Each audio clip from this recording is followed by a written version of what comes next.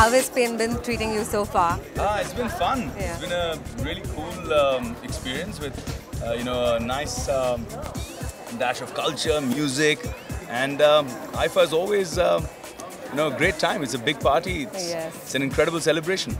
It's like I just saw the frenzy of the fans outside and I was so surprised. In Spain, we've got so many fans. The reach of Bollywood is all over the globe.